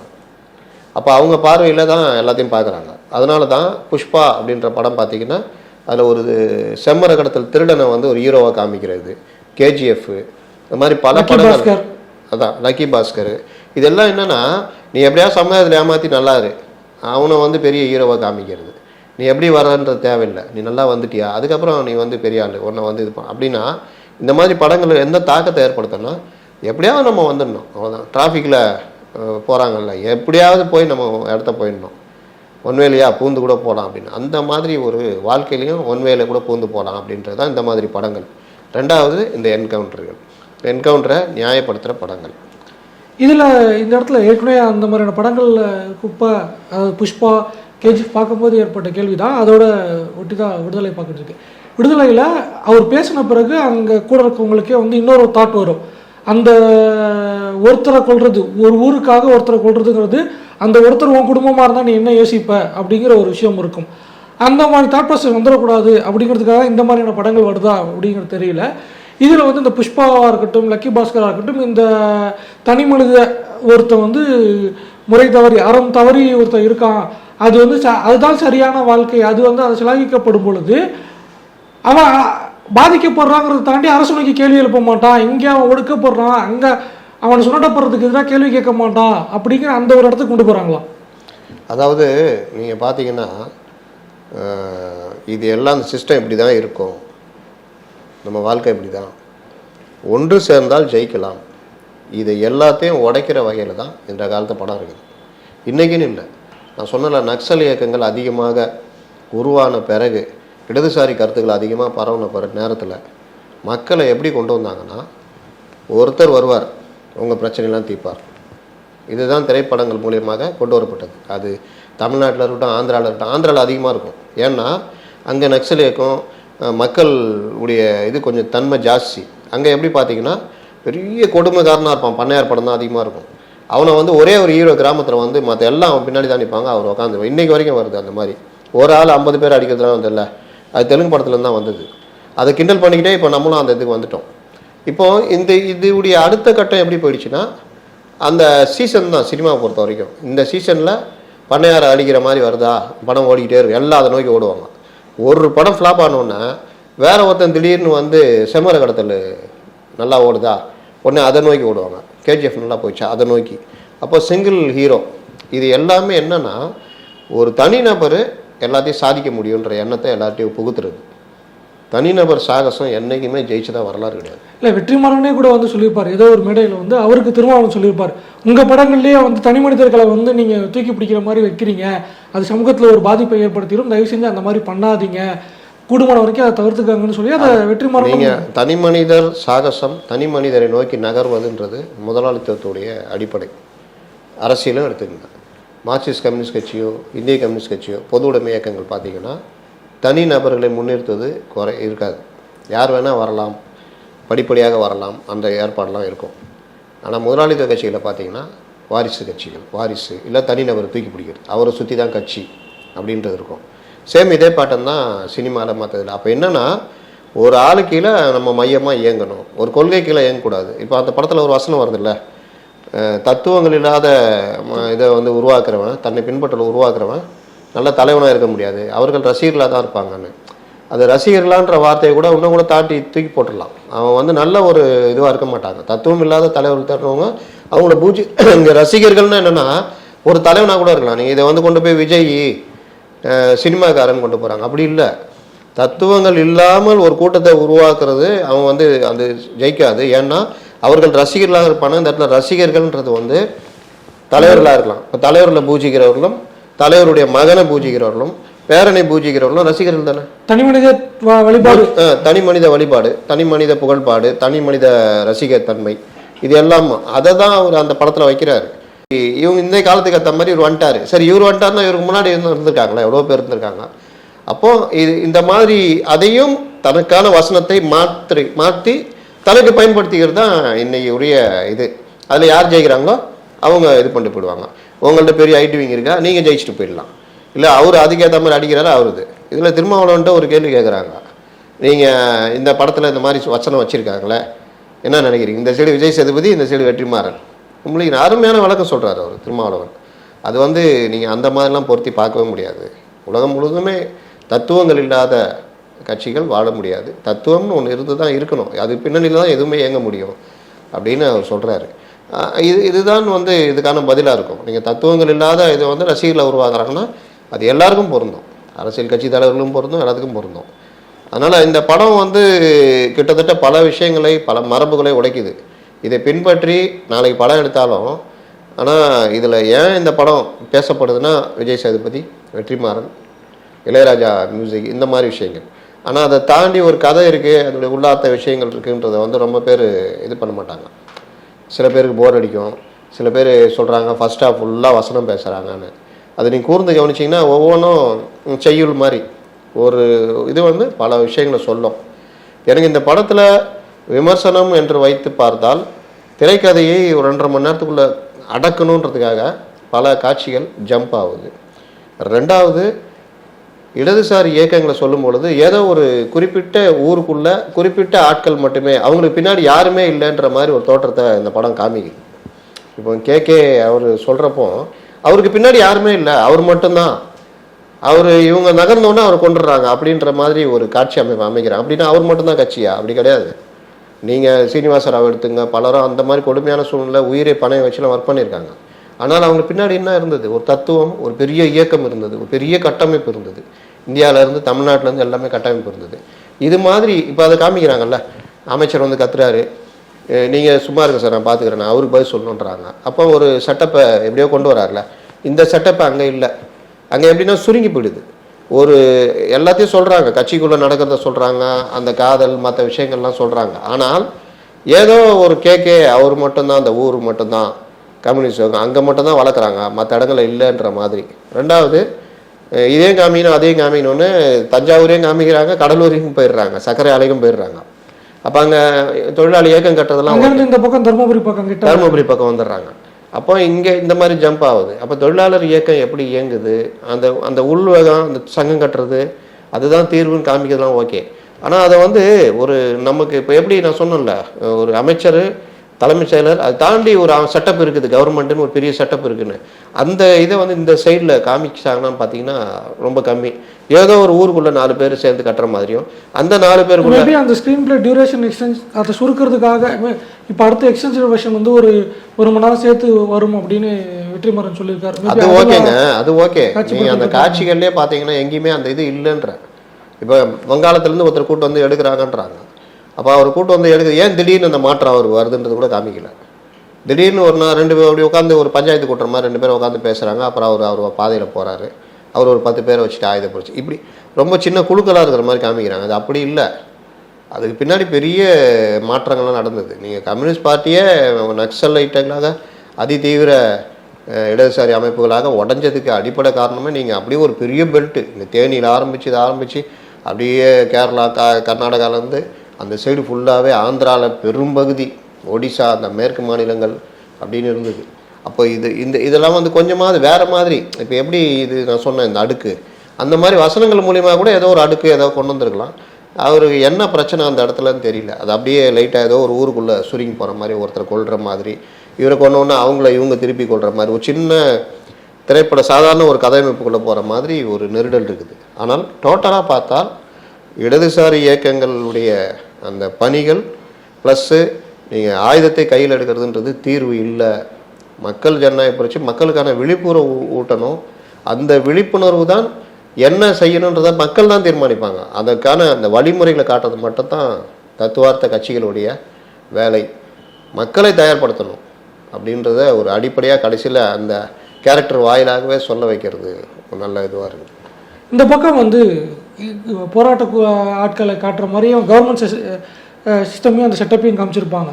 ஒரு சீஃப் செக்ரட்டரி எல்லா காலுமே எடுக்கிறாரு அப்படிங்கிற மாதிரியா வச்சு அவர் வந்து என்ன மாதிரி செட் பண்ணுறாங்க, ஒவ்வொரு இஷ்யூ நடக்கும்போதும் இங்கே இருக்க அதிகார வர்க்கம் என்னவா நெரட்டிவ் செட் பண்ணுது அப்படின்னு அதை வந்து விஜய் சேதுபதி சூரி டைலாக்காக கூட வச்சுருப்பாங்க. உங்களை பற்றி இவ்வளோ தெரியாமல் போச்சு அப்படின்னு, தெரியாமல் பார்த்துக்கிறது தான் அவங்களோட வேலை அப்படிங்கிற அந்த விஷயம் எல்லாத்துக்குமே வந்து ராஜீவ் மேனன் சீஃப் செக்ரட்டரி அவர் நெரட்டிவ் செட் பண்ணிக்கிட்டே போவார். அந்த ஒரு விஷயத்தை எப்படி பார்க்குறீங்க? நீங்கள் ஒரு அரசுடைய அரசால் உருவாக்கப்படுகின்ற மூளைச்சலவை செய்யப்பட்ட பியூரோக்ரசி தான் இவங்க எல்லாமே, அதிகாரிகள் இவங்க எல்லாமே. அதில் நல்லது பண்ணணும்னு நினச்சி வர்றவங்களும் இருப்பாங்க. இந்த அமைப்பை இன்னும் கொஞ்சம் இதுக்கு வலுப்படுத்துறதுக்கான அதாவது அவங்க வளர்ந்த சூழ்நிலை, அவங்க பார்வையெல்லாம் இடதுசாரிகள்னால் அவங்கள வந்து அழித்தொழிக்க வேண்டியவங்க அப்படின்றது, சங்கன்றது கேவலமான விஷயம், ஒன்று சேர்றதுன்றது தடுக்கணும், இந்த மாதிரி மனநிலையில் வர்றவங்க வந்து அது ஆழ்ந்து பார்க்க மாட்டாங்க. அது பின்னணி. இன்னொன்று ஜாதி அமைப்புகள்லேருந்து வர்றவங்க இருப்பாங்க. அவங்க அந்த பார்வையில் தான் வளர்ந்து வந்திருப்பாங்க. மேல்தட்டு வர்க்கத்திலேயே வளர்ந்து வந்திருப்பாங்க. அவங்களுக்கு இந்த பிரச்சனைகள் தெரியாது. இப்போ நீங்கள் ஒரு ரோட்டில் கடை போட்டிருக்கிறாங்க, அவங்கள ஒரு போலீஸ்கார் நினச்சாருன்னா அதை ரெகுலேட் பண்ணலாம், கொஞ்சம் அவங்களுக்கு ஏற்ற மாதிரி கருணையாக நடக்கலாம். சில பேர் அடித்து உடச்சி தள்ளுவாங்க, அவங்களுக்கு அதிகாரம் இருக்குது, பண்ணுவாங்க. ஆனால் அதனால் அந்த குடும்பம் என்ன பாதிக்கும் என்ன இதுன்றது தெரியாது. அதே இடத்துல வந்து ஒரு கார்பரேஷன் அதிகாரிலாம் வந்து அதை எப்படி முறைப்படுத்தணும் என்ன பண்ணணுன்றதையும் பண்ணலாம். ஆனால் இங்கே தான் இவங்களுக்கு கோபம் வரும். பெரிய நிறுவனங்கள் அவங்க பிளாட்ஃபாரத்தையே எக்ஸ்டெண்ட் பண்ணி ஆக்கிரமித்து கார் விடுறதுலேருந்து அவங்க நிறுவனத்துடைய பதாகைகள் வைக்கிறது வரைக்கும் வச்சுருப்பாங்க. அங்கே இந்த கோபம் வராது. அப்போ இது என்னது, இது பார்வை. அந்த பார்வை தான் நீங்கள் வளர்ந்து வர சூழ்நிலையை ஒட்டி தான் உருவாகும். ரெண்டாவது, இந்த சிஸ்டமே அப்படி தான், செத்து மடின்ற மாதிரி இப்படி தான். போலீஸாக வந்துட்டியா, என்ன ஆர்டரோ அதை செய்யணும், அதில் மனிதாபிமானம் பார்க்கக்கூடாது. பார்த்தோன்னா அந்த டிரைவர் மாதிரி நீங்கள் 2 கட்டணா வாழணும். ரெண்டாவது, இப்போது ரொம்ப மோசமாக போனது என்ன, நீயே சம்பாரிச்சிக்கோ. நீ வரனா அந்த உனக்கு அதிகாரம் கிடச்சிருக்குது, அந்த அதிகாரத்தை பயன்படுத்தி நீயும் சம்பாரிச்சிக்கோ. மாட்டினா உன்னுடைய இது, தப்பிச்சா உன்னுடைய சாமர்த்தியம்ன்ற நிலைப்பாடு போய்கிட்டு இருக்குது, ஊழல் முறைகேடுலாம்.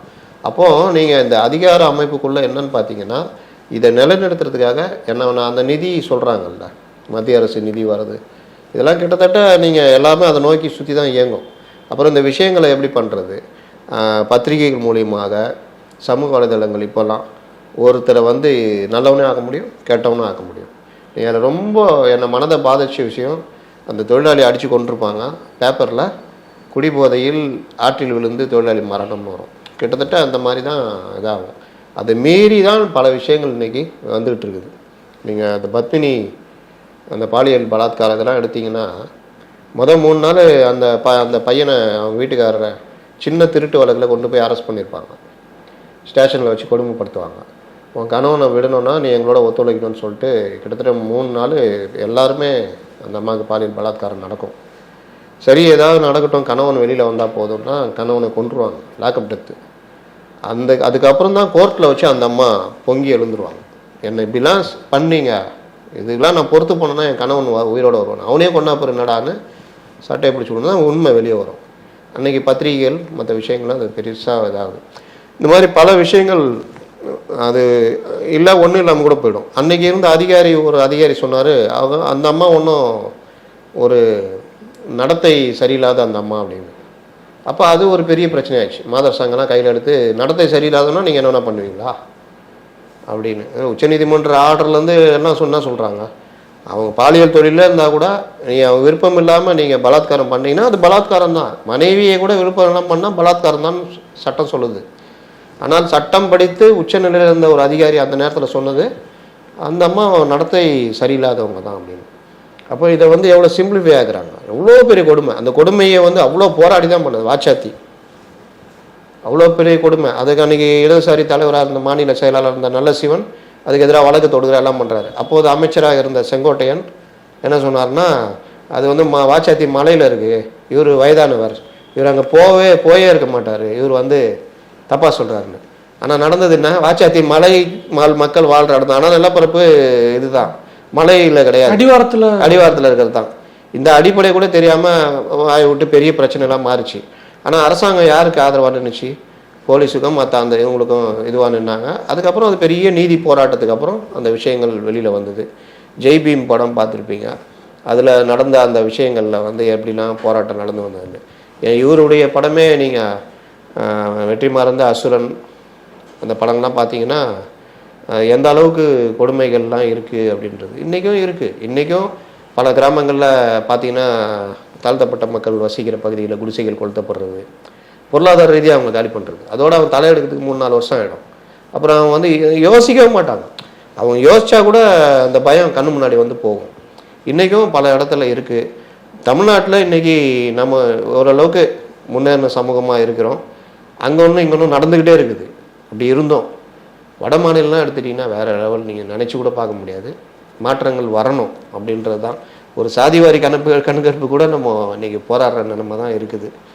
இந்த படத்தில் ஃபர்ஸ்ட் பார்ட்டில் அடுத்து அப்படின்னு சொல்லி செகண்ட் பார்ட்டுக்கான அந்த இன்ட்ரோ மாதிரி ஒன்று கொடுத்துருப்பாங்க. அதில் கௌதமன் டைலாக் இருக்கும். செகண்ட் பார்ட்டில் அந்த டைலாக் நேரமின்மையாக என்ன காரணத்தில் அந்த நீக்கப்பட்டிருக்குது. கௌதமன் சொல்லுவார், சீஃப் செக்ரட்டரி சொல்லுவார், இவனை ஜெயிலுக்குள்ளே போட்டால் புக் எழுதுவான், 10 வருஷம் அதை ஸ்மகிள் பண்ணி வெளியே கொண்டு பப்ளிஷ் பண்ணுவானுங்க, 10 தலைமுறைக்கு இன்ஜெக்ட் பண்ணுவாங்க, இதெல்லாம் நம்ம பார்த்துக்கிட்டு இருக்கணுமா அப்படின்னு. அப்போ கௌதமன் ஒரு அந்த போலீஸ்காரர்கிட்ட கேட்பார், 10 தலைமுறைக்கு அடுத்து வரவனும் அந்த புக்கை படிச்சுட்டு அது சரியாக இருக்குது, அவன் பேசுனது சரின்னு நினைக்கிறான்னா அப்போது 10 வருஷம் 10 தலைமுறையாக தீக்காத அரசு தவறா, எழுதுனவன் தவறா, படித்தவன் தவறா அப்படின்னு ஒரு சீக்வன்ஸ் சொல்லப்பட்டிருக்கு. இன்னொரு இடத்துல அந்த ராகவேந்திர அப்படிங்கிற போலீஸ்க்கு எதிராக ஒருத்தர் கன்ஃபெஷன் கொடுத்தாருன்னா அவரை வேறு இடத்துக்கு மாற்றிடுவாங்க. ஸோ நேர்மையாக இருந்த ஒருத்தர் வேறு இடத்துக்கு போகிறார், திருப்பி மறுபடியும் அவர் அந்த ஓசியாக போட்ட பிறகு அவர் ராகவேந்தர் எப்படி நடந்துக்கிட்டாரோ அதே மாதிரி கேள்வி கேட்டவொடனே நீ கீழே இறங்கி போ அப்படின்னு சொல்லி, இதுக்காக நீ லாய்க்கா இருக்கியா அப்படிங்கிற இடத்துக்கு வராரு அப்படிங்கிற விஷயம் இருக்குது. ஸோ அதிகபட்சமாக போனால் அவங்களால குரல் கொடுக்க முடியும், குரல் கொடுத்தாலும் ஒடுக்கி உட்கார வச்சுருவாங்க அப்படிங்கிற அந்த கட்டமைப்பு இருக்குல்ல சார், அதை காமிச்சிருக்கிறது. அதாவது வரலாறு கடத்தப்படணும். நம்ம பாதிப்புகள் என்னென்ன ஆச்சு, எத்தகைய வரலாறை நம்ம கடந்து வந்தோன்னு. சோவியத் யூனியன் பார்த்திங்கன்னா ஜார் மன்னர் ஆட்சியில் அவ்வளோ கொடுமைகள் அனுபவிச்சது. அந்த மக்கள் அவ்வளோ வறுமை, அவ்வளோ கொடுமை. அதுக்கு எதிராக அந்த மக்கள் போராடி மார்க்சிய இயக்கத்தை ஏற்றுக்கிட்டு லெனின் போன்றவர்கள் போராடி பலரும் போராடினாங்க. லெனினுடைய காலகட்டத்தில் ஒரு புரட்சி, பெரும் புரட்சி நடந்து ஆட்சிக்கு வராங்க.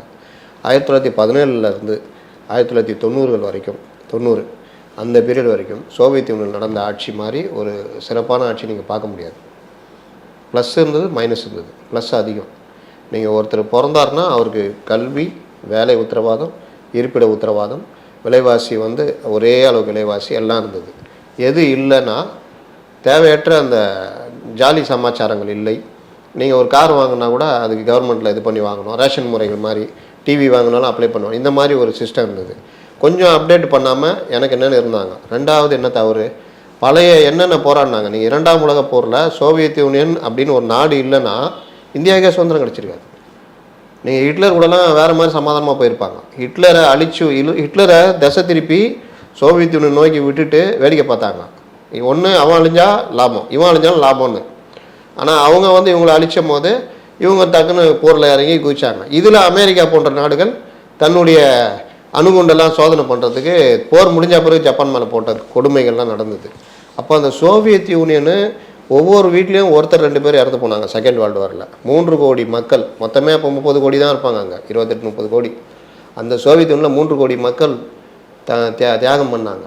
அப்படிப்பட்ட தியாக வரலாறு கொண்ட சோவியத் யூனியனுடைய அடுத்தடுத்த தலைமுறைக்கு அது கடத்தப்படலை. அப்போ என்ன ஆச்சுன்னா, அமெரிக்காவில் வந்து இருக்கிற அந்த அந்த நைட் கிளப்பும் அந்த இதுவும் அதீத வளர்ச்சியும், நினச்சா கார் வாங்கலாம், நினச்சா கிளப்புக்கு போகலாம், நினச்சா இருக்கலாம்ன்ற அந்த இதெல்லாம் இங்கே இல்லைன்றப்போ அது ஒரு அந்த அடுத்த தலைமுறை இதை வந்து தனக்கு இருக்கிற இதை பார்க்கல. இன்றைக்கி விலைவாசி உயராமல் 1 ரூபிள் அன்றைக்கி இருந்த 1 ரூபிள் டாலரோட பெருசாக இருந்தது. அப்போ அந்த ரூபிளுக்குரிய மரியாதை நம்ம வாழ்க்கை எவ்வளோ பாதுகாப்பு இருக்குன்னு நினைக்கல. எனக்கு இந்த வாழ்க்கை பிடிக்கல, நீ இந்த மாதிரி வாழ்க்கை தேவைன்னு போனால் இது. ப்ளஸ்ஸு சோவியத் யூனியனுக்குள்ளே வந்த அரசுகள், இப்போ ஸ்டாலினுக்கு அப்புறம் வந்தவர்களை எடுத்த அந்த வலதுசாரி பாதை, அது எல்லாமே என்ன ஆயிடுச்சுன்னா, ஒரு சுப்ரீம் சோவியத்துன்னு அவங்களுக்குள்ள அதிகாரம் வந்து ஒரு இடத்துல குவிஞ்சதுனால அவங்க ஆட ஆரம்பிச்சிது. எல்லாம் சேர்ந்து நாடு செதறிச்சு. அது நான் பார்த்தீங்கன்னா 1 ரூபிளுடைய மதிப்பு 3000 ரூபா கொடுத்தா 1 ரூபிள், சரி 3000 ரூபிள் கொடுத்தா 1 ரூபா அப்படின்ற மாதிரிலாம் ஒன்றும் இல்லாமல் போய் அதுக்கப்புறம் கொஞ்சம் இப்போ தலையெடுத்து வர்றாங்க. ஏன் இந்த சோவியத் யூனியன் உடஞ்சி செதறிச்சு? அந்த தியாகங்கள், அந்த போராட்டங்கள் அடுத்தடுத்த தலைமுறை கடத்தப்படலை. இப்போ இங்கேயே என்ன, இன்றைக்கி சுதந்திர போராட்டம் பற்றி பேசினா யாருக்காவது தெரியுமா? பிரிட்டிஷ் ஆட்சியில் என்ன நடந்ததுன்னு தெரியுமா? சும்மா எவனாவது ஃபேஷனுக்கு பேசிட்டு சமூக வலைதளங்களில் அப்படியே களமாடிக்கிட்டு இருப்பாங்க. இல்லாட்டி இந்த மாதிரி சினிமா பார்த்துட்டு நான் கொடுமையாக விவசாயிகிட்டு போய்கிட்டே இருப்பான். இல்லாட்டி என்ன சொல்லுவான், அங்கே சேற்றில் கால் வைக்க விட்டால் நம்ம சோட்டில் கை வைக்க முடியாதுன்னு சொல்லிட்டு பர்கர் சாப்பிட்டுட்டு இருப்பான். இதுதான் இன்றைக்கி இது. ஆனால் உண்மையான அந்த இது மேலே நம்ம நடந்து வந்திருக்கோன்றதை மனசில் வச்சுக்கிறதுக்கு பாட புத்தகங்கள் மற்ற பல விஷயங்களை வந்து கொண்டு வர்றோமா பார்த்தா இல்லை. ஏன்னா இந்த முறையே வந்து இந்த சிஸ்டமே அடுத்தடுத்து கடத்தப்பட்டு இவங்க கையில் தான் இருக்குது. இவங்க தான் கல்வி முறையை உருவாக்குறாங்க. இவங்க தான் என்ன இந்த மாணவர்கள் அடுத்த தலைமுறை என்ன படின்னு உருவாக்குறாங்க. அப்போ வரலாறுகள் திட்டமிட்டு பல வரலாறுகள் மறைக்கப்படுது. அதை தான் ரொம்ப சிம்பிளாக அந்த காட்சியாக வச்சுருப்பாங்க. ஒரு புக்கு எழுதுறான்னா நான் இது இவர்களும் எளிய லெவலில் மக்கள்கிட்ட போய் சேரணும், ஒரு பெரிய லெவலில் இந்த விஷயத்தை கொண்டு போகணுன்ற இது பண்ண முடியாததுக்கு பொருளாதாரம் பல விஷயங்கள் காரணமாக இருக்குது. ஆனாலும் அப்படியே வந்துக்கிட்டு இருக்குது. இறுதியாக ஒரு விஷயம், படத்தில் அதிகமாக பேசப்பட்ட விஷயங்கள் வந்து வசனம். அதுக்கு இணையாக இன்னொரு விஷயம் அப்படின்னு பார்த்தா இளையராஜாவுடைய இசை. முதல் ஃபஸ்ட் பார்ட்டில் வந்து அந்தளவுக்கு இல்லை, ஒரு சில விமர்சனங்கள் வைக்கப்பட்டாலும் செகண்ட் பார்ட்டில், ஃபஸ்ட் பார்ட்லேயும் பெருசாக இல்லை, வைக்கணுமே வச்சாங்க. செகண்ட் பார்ட்டில் எந்த குறையும் சொல்ல முடியாத அளவுக்கு ஒரு இசை இருந்துச்சு. அதுவும் பேக்ரவுண்ட்லாம் வந்து வேறு லெவலில் இருந்துச்சு. ஸோ அந்த வசனங்கள் அப்புறம் இசை, வசனம் ஒவ்வொரு இடத்துலையுமே பஞ்சு. நீங்கள் அவர் கேகேவா நடிக்கிற அந்த அவருடைய இது ஏன் திருமணம் செய்து கொள்ளணும், புரட்சிகர வாழ்க்கை எப்படி இருக்கும், அந்த முடி வெட்டிட்டதுக்கு அவங்க கொடுக்குற விளக்கம், அவங்க அந்த அந்த மாதிரிலாம் வர முடியாது. ரொம்ப ரொம்ப ரேர், சினிமாவில் மட்டும்தான் நடக்கும். அப்புறம் அவங்களுடைய வாழ்க்கை ஒவ்வொரு கட்டத்துலேயும் அந்த இந்த நான் கைது பண்ணி கூட்டு போகும்பொழுது விஜய் சேதுபதி பேசுகிற பல வசனங்கள். அதே மாதிரி மஞ்சுவாரி அவரோட கடத்தில் ஒரு டைலாக் பேசுவாங்க, இங்கே வந்து காலுக்கு செருப்பு, தோலுக்கு துண்டு, 8 மணி நேர வேலைன்னு இப்படி ஏகப்பட்ட விஷயங்கள் எல்லாமே யாரோ ஒருத்தர் போராடி தான் கிடச்சிச்சு, போராடுறவங்களுக்கான மதிப்பு இங்கே கொடுக்க மாட்டாங்க அப்படிங்கிற ஒரு விஷயத்தையும் அவங்க வந்து பதிவு பண்ணி அதிகவசனமாக அவங்க பேசி. நீங்கள் மே தினம் கொண்டாடுறதே அந்த போராட்டத்துடைய ஒரு வெளிப்பாடு தானே. நீங்கள் ஒவ்வொரு விஷயமும் போராடி தான் வாங்கியிருக்கிறோம். ரோட்டில் நடக்கிறது கூட போராடி தானே வாங்க முடியுது. காலில் செருப்பு போடுறது போராடி தானே வாங்க முடியுது. சுடுகாட்டு பாதை இன்றைக்கும் இல்லைல்ல, பல இடங்களில் இந்த தெருவுக்குள்ளே வரக்கூடாது, தெருவுக்குள்ளே வரக்கூடாது இன்றைக்கும் இருக்குல்ல. இருக்குதுன்னா என்ன காரணம்? அந்த மக்கள் போய் இது பண்ணும் பொழுது அதிகாரத்தில் இருக்கிறவனும் அந்த ஆதிக்க மனப்பான்மையில் இருப்பான். அதை மீறி சட்டம் இப்படி இருக்குதுன்னு கொண்டு வரும்பொழுது தான் அதிகாரத்தில் இருக்கிறவனும் அந்த சட்டத்தை போனால் போகுதுன்னு அமுல்படுத்துகிற வேலையை நடக்கும். அப்போது இந்த மாதிரி இதை தான் நான் சொன்னேன், ஒவ்வொருத்தரும் வளர்ந்து வர சூழ்நிலை, ஆதிக்கம், ஜாதி ஆதிக்கம், அந்த மனோபாவம் எல்லாமே வந்து தான் இதாகுது. அப்போது நீங்கள் கவர்மெண்ட்லேயே பார்த்தீங்கன்னா இதையெல்லாம் வச்சு தான் அதிகாரிகளை ஒரு இடத்துல போஸ்டிங் போகிறதுலேருந்து எல்லாம் பார்ப்பாங்க. அது எல்லாத்தையும் கடந்து தான் நம்ம வந்துக்கிட்டு இருக்கிறோம். இன்னும் நம்ம முழுமையான நாகரிக சமூகத்தில் அடையலை. இப்போ யார் தெலுங்கு யார் தமிழன்னு இப்போ டிஎன்ஏ டெஸ்ட்லாம் பண்ணிகிட்டு இருக்கிறாங்க. அப்புறம் ஜாதிக்கு அந்த டிஎன்ஏ டெஸ்ட்டு இது எல்லாம் ஓடிக்கிட்டு இருக்குது. ஒருத்தன் திடீர்னு வர்றான், அது கொண்டாடினா அவன் யாருன்னு, அவன் என்ன மதம் என்ன ஜாதின்னு போகிற வேலை நடக்குது. அதனால் இது எல்லாத்தையும் நம்ம கடந்து தான் வருவோம். அந்த படத்தில் வசனம் என்னென்னா ஒவ்வொரு இடத்துலையுமே இருக்குது. ஆனால் முதல் இன்ட்ரோல் வரைக்கும் பேசுகிறது எல்லாமே நல்ல இது. ஆனால் அது எத்தனை பேர் அதை ரொம்ப இதுவாக எடுத்துக்குவாங்கன்னு தெரில. ஆனாலும் அந்த முயற்சின்றது வேறு லெவலு.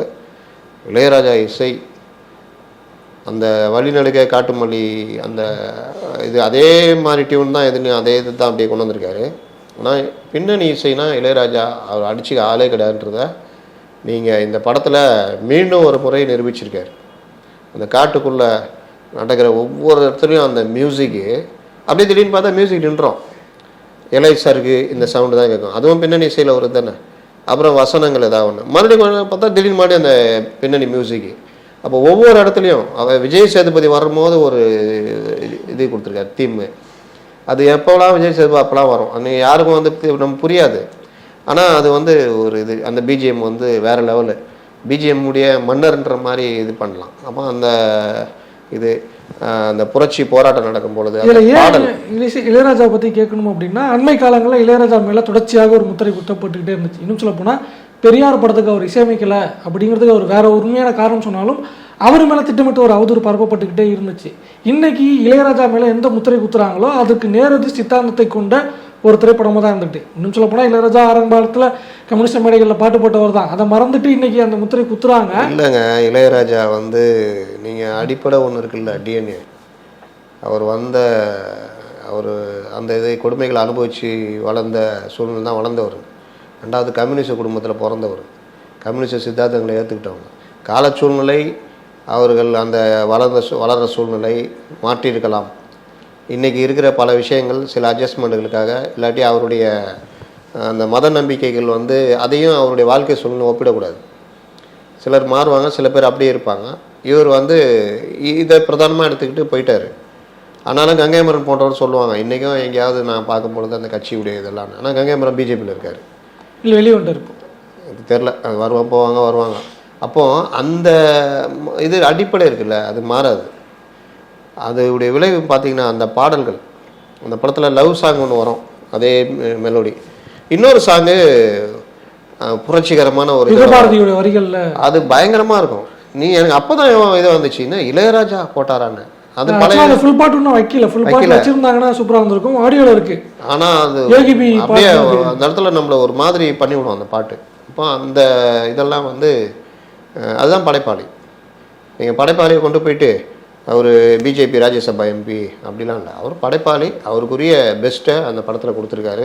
வேறு யாரையும் போட்டிருந்தா கூட தேவையில்லாத காதை கந்தலாக்கிற மாதிரி மியூசிக்கை போட்டிருப்பாங்க. பின்னணி இசைன்றது இன்றைக்கும் எனக்கு தெரிஞ்சு பின்னணி இசையுடைய அந்த இதுக்கு வந்து மன்னர் யாருன்னா இளையராஜா தான்.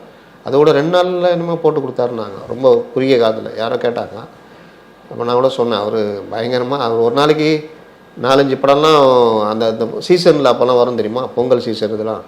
அப்போ டெய்லி ஒரு 3 படம் 2 படம் பின்னணி இசை முடிச்சு விட்டு போய்ட்டு வரான். ஆனால் இன்றைக்கி இருக்கிற இசையமைப்பாளர் ஒரு படத்துக்கு 2 மாதம்லாம் டைம் எடுத்துக்கிறாங்க. அதுதான் ஒருத்தருடைய உழைப்பு, சாதனை அப்படின்னு சொல்லலாம்.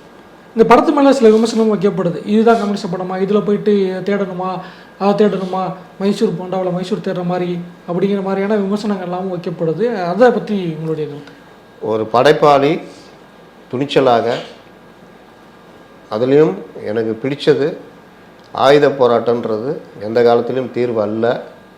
ஆயுதங்களை எடுக்க வேண்டியது, எந்த ஆயுதத்தை எடுக்க வேண்டும் என்று தீர்மானிக்க வேண்டியது மக்கள் தான். அவர்களுக்கு நாம் வந்து அதற்கான வழிமுறைகளை மட்டுமே நம்ம பண்ணணும். தனி மனித ஒளித்தொழிப்பு அப்படின்றது வந்து தீர்வு இல்லை அப்படின்றத இந்த காலகட்டத்தில் துணிச்சலாக ஒரு படம் எடுக்கிறாருன்னா அதை வந்து உண்மையிலே பாராட்டணும். ஏன்னா இப்போ நீங்கள் எந்த படம் நம்ம பார்த்துக்கிட்டு இருக்கிறோம், செம்மர கடத்தில் திருடிட்டு இருக்கிறவன் பங்கு சந்தையில் எப்படி ஏமாத்துறான்னு நினைக்கிறவனெல்லாம் ஹீரோவாக காமிச்சிட்டு இருக்கிற காலத்தில் மக்களுக்காக போராடினா ஒரு கேரக்டரு, அது அந்த வாத்தியாரா இல்லை யாரா, ஏதோ ஒரு வகையில் ஏதோ ஒரு கருவை வச்சுக்கிட்டு இயங்குறாங்க. தனி மனிதரை சுற்றி தான் கதை வருது. ஆனால் அதுக்கு பின்னாடி வர வசனங்கள், சில இடங்களில் வர இடதுசாரி கருத்துக்கள், பாதிக்கப்பட்ட மக்கள் பக்கம் நிற்கிறது. அதுலேயுமே கூட விஜய் சேதுபதி ஒரு வசனம் பேசுவார்ல, என் பாடியை போய் கிளைம் பண்ணிடாத, கிளைம் பண்ணால் அது குடும்பத்துக்கான ஒரு விஷயமா சுருங்கி போயிடும், சித்தாந்தம் அந்த போராட்டம் அப்படியே வந்து நீர்த்து போயிடும். அப்படி சில இடங்களில் சினிமாத்தனம் இருக்குதுங்க, அதெல்லாம் வந்து என்னால் இது பண்ண முடியாது. அது என்னென்னா ஓவரால் பார்த்தீங்கன்னா அதனுடைய மைய கருத்து ஆயுதம் எடுக்கிறதுன்றது வந்து ஆயுத போராட்டன்றது எந்த காலத்துலையும் இது கிடையாது. மக்களை திரட்டி போராடுறது ஜனநாயக ரீதியான விஷயங்கள் மூலிமா தான் நீங்கள் எதையுமே சாதிக்க முடியும். ஆயுத குழுக்களாக நீங்கள் இருந்தீங்கன்னா அழித்தொழிக்கப்படுவீர்கள், நீங்கள் அழித்தொழிக்கப்படுவீர்கள், சுருங்கி போயிடுவீங்க, ஒன்றும் இல்லாமல் சிதறடிக்கப்படுவீர்கள். அரசாங்கம் எதிராக அவ்வளோ பலமானது அப்படின்றத வலுவாக அந்த செகண்ட் பார்ட்டில் ஹீரோ மூலிமா சொல்ல வச்சுருக்காரு.